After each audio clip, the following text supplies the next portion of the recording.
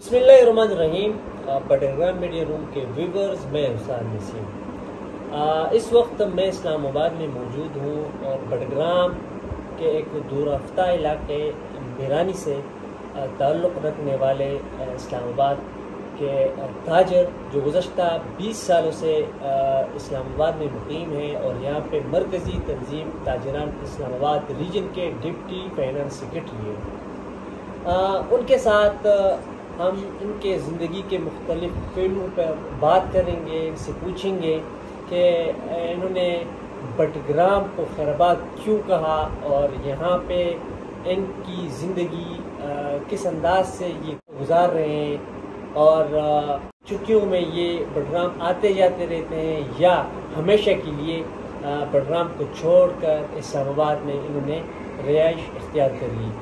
सैयद मोतबर शाह साहब जो इस्लामाबाद में कारोबार के सिलसिले में, जिस तरह मैं बता चुका हूँ कि गुज़श्ता 20-25 सालों से यहाँ मुक़ीम है, तो हम इनसे जानेंगे इनकी कहानी, इन्हीं की ज़ुबानी सुनते हैं। सबसे पहले तो आपका शुक्रिया कि आपने कीमती टाइम हमें दिया।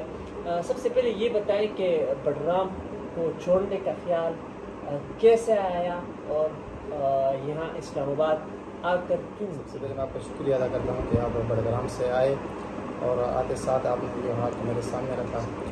तो यहाँ तो मैं शुरू से ही आया था, तकरीबन 25-26 साल पहले आकर तालीमी सिलसिले में आया और तालीमी सिलसिले आने के बाद फिर यहाँ पे कारोबारी सिलसिला शुरू किया। उसके बाद शादी करके तो यहीं मुक़ीम रहा।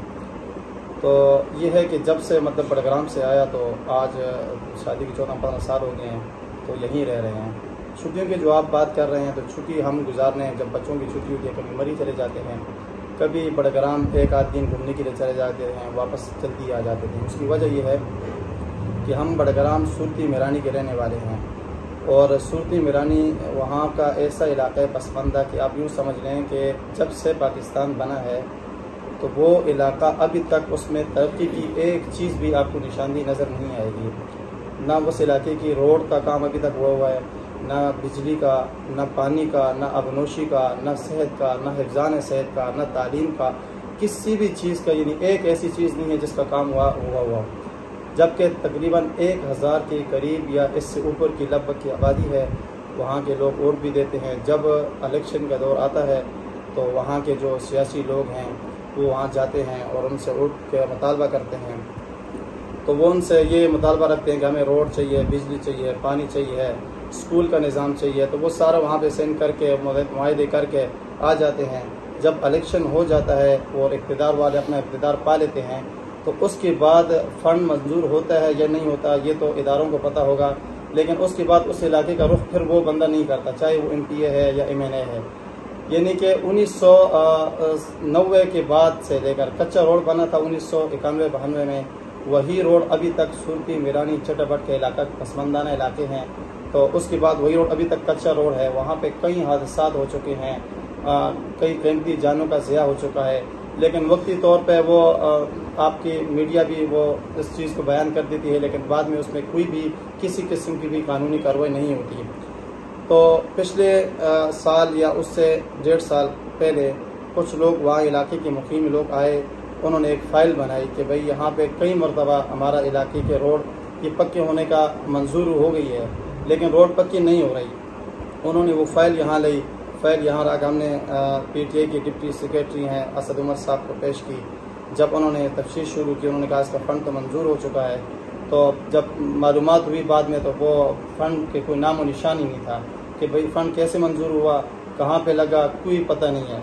और न वहाँ के मकामी इलाकों को लोगों को पता है कि भाई फ़ंड कहाँ से मंजूर होना है, काम कैसे कराना है, किस इदारे से रुजू करना है, ये उनको नहीं पता।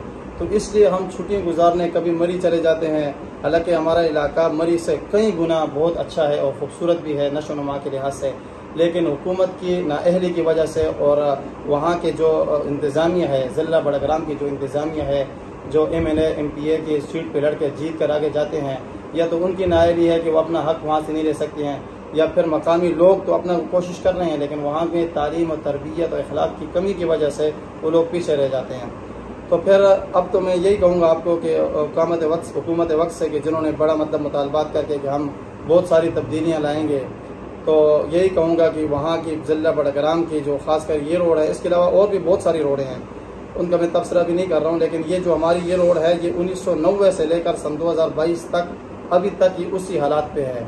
अभी इसमें कोई मज़ीद काम ना उन्होंने किया है और ना होने के इम्कानात नज़र आ रहे हैं। तो ये चीज़ है। जिस तरह आप कह रहे हैं कि सन 90 की दहाई में मीरानी का जो सड़क है वो उस वक्त यानी कच्ची सड़क निकाली गई थी। 2022 यानी कोई 30 साल का अरसा हो चुका है। सड़क जिस हालत में थी बकौल आपके उसी हालत में। तो आप इस्लामाबाद में हैं और एक तंजीम के साथ जुड़े हुए हैं, ताजरान की जो तंजीम है, आपने कोई कोशिश की है अपने इस प्लेटफॉर्म के ज़रिए के जो हुकाम बाला जो मुंतखब नुमाइंदे हैं या जो यहाँ की सेटल हुकूमत होती है उन तक अप्रोच कोई लेटर दी है या ये मुतालबा पहुँचाने की कोशिश की है? देखें जी, मैं तो यहाँ पे deputy finance secretary region Islamabad का हूँ, लेकिन मैं एक ताजर की बरादरी से हूँ। हम ताजरों के मसाइल सुनते हैं, उनके मसाइल हल करते हैं। उसमें हमारे पास ये होता है कि मालिकान की तरफ से कोई मसला आ जाए या रेट्स का कोई मसला आ जाए तो हम उनके बारे में काम करते हैं। अब इलाके के मसलों मसाइल का काम ये इलाके की सूबाई हुकूमत का काम है कि वहाँ पे जो MNA मुंतखब होकर आता है, जो MPA मुंतखब होकर आता है, ये उन्होंने फ़ंड मंजूर करा के आगे वो तरक्याती काम उन्होंने करने होते हैं।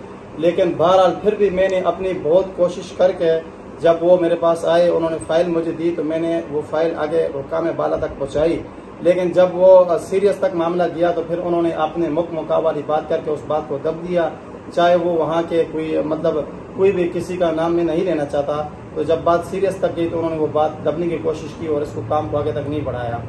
तो बाकी रही बात मेहनत की, तो मैं तो एक मतलब सेवल आदमी हूँ, ताजर हूँ, मैं तो अपने मतलब बरादरी की खिदमत कर सकता हूँ। मैं कैसे हो सकता है कि यहाँ इसमें आप कहने का मकसद क्या है कि मीरानी के लोग अपने हुकूक के लिए निकलें या जो हमारे मुंतखब नुमाइंदे हैं या डिस्ट्रिक्ट इंतज़ामिया है बडग्राम वो इस पासमानदा इलाके को तरजीह दे, इनकी जो बुनियादी सहूलियात है जिस तरह सड़क और सेहत के जो मराकज़ हैं वो अभी तक वहाँ पे तामीर नहीं हुए हैं।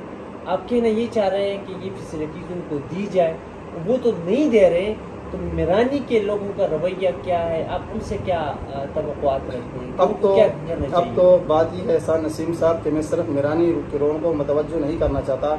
अब तो मैं बडग्राम की 5 लाख जो आवाम है उनको मैं जगाना चाहता हूँ कि वो उठें और अपनी हक का आवाज़ बने, क्योंकि बडग्राम के अंदर जो भी सियासी कुव्वतें हैं वो सारी की सारी कौमी तअस्सुबियत पे बात करते हैं। वो सारी जो है ना, मतलब जब इलेक्शन के दौरान आते हैं तो वो सबको इकट्ठा करके आपस में कौमी तअस्सुबियत करके लड़ाते हैं। जो असल जो चीज़ खिदमत है उसकी तरफ नहीं आते। तो जब भी इलेक्शन होता है तो इलेक्शन में 2 कौमें आपस में लड़ती है। जिस तरह पिछले दिनों में आपने देखा कि बल्दियाती इलेक्शन में जब वो देखा 2 सैयद और एक दूसरी कौम आपस में मुतनाज़े में लड़ पड़े और फिर वही 2 बंदे अभी भी उसका अपने सुनब होगा कि ज़ख्मी हैं और वो माजूर भी हैं। तो देखें बडग्राम की जो आवाम है इसलिए वो जागे, होश के नाखन ले और वो उन लोगों का साथ दे कि जो आवाम की खिदमत के लिए गोशा हों। उनका साथ हरगिज़ न दे कि जो पिछले अरसे से जो है ना वो सियासत की तरफ बढ़े हुए हैं और बडग्राम में बहुत ज़्यादा पसमानदा इलाके हैं, न बिजली की सहूलत है, न पानी की सहूलत है, न आबनूशी का निज़ाम है, न हिफ्ज़ान सेहत है, न तालीम का सिलसिला है। तो बहुत ज़्यादा बडग्राम बहुत सारे मसाइल से शिकार है। तो मैं बडग्राम की पूरी आवाम से ये कहूँगा कि आप होश के नाखन लें और अपना अंदाज ज़िंदगी बदले, ताकि बडग्राम एक बहुत अच्छा इलाका है, बहुत सयाह वाला इलाका है, मरी से दूसरी तीसरी इलाकों से बहुत ही अच्छा है। लेकिन हुकूमत की, मरकज़ी हुकूमत की और सूबाई हुकूमत की, दोनों की नाअहली की वजह से बडग्राम बहुत पीछे रह गया है। अब मैं पूरी बडग्राम की आवाम से कहूँगा कि अब वो होश के नाखुन ले और जाग के एक नया फैसला करे। नया फैसला क्या करना है ये उनके हाथ में है कि उन्होंने अपने लिए क्या क्या मुतालबात तय करने हैं। बहुत सारी रोडें हैं जिनके नाम मैं नहीं जानता, जो पसमानदा इलाकों को गई हैं, रोडें कच्ची हैं, बिजली का वहाँ निज़ाम नहीं है, पानी का वहाँ निज़ाम नहीं है, वहाँ पर सेहत का निज़ाम नहीं है। जब बंदा बीमार होता है तो मंजी पे उठा के 4 बंदे उसको बाज़ार तक पहुँचाते हैं और जब बाज़ार की तरफ आते हैं तो DHQ जो हॉस्पिटल है आपका बड़ा, तो वो वहाँ न होने के इलाज बराबर है बिल्कुल। वहाँ पे डिप्टी डॉक्टर मौके पे मौजूद भी नहीं होता। इमरजेंसी की जाओ तो डॉक्टर की कुर्सी खाली नज़र आती है। वहाँ से फिर वो इब्टाबाद मुंतकिल करते हैं, तो इब्टाबाद का वहाँ से 1.5-2 घंटे का फासला है। जब पेशेंट इब्टाबाद पहुँचता है तो वो हालत से बहुत सीरियस हो जाती है और बाद औक़ात डेथ भी हो जाती है। तो इसलिए मैं पूरी बडग्राम की आवाम से मैं ये मुतालबा करूँगा और आजाना अपील भी करूँगा कि अब नए आज़म के साथ अब जब निकले हैं तो इंशाल्लाह ऐसे बंदे का इंतखाब करें जो आपकी मतलब जंग लड़े, जो आपके हुकूक की जंग लड़े, जो आपकी तरक्की की जंग लड़े। ऐसा ना हो कि कौमी तअस्सुब की बातें हों और बाद में इंजाम जब जीत के इख्तिदार में आए तो फिर वो बड़ग्राम का रुख ही न देखे, बड़ग्राम का चेहरा ही न देखे, बड़ग्राम की गरीब आवाम की आवाज़ ही न सुने।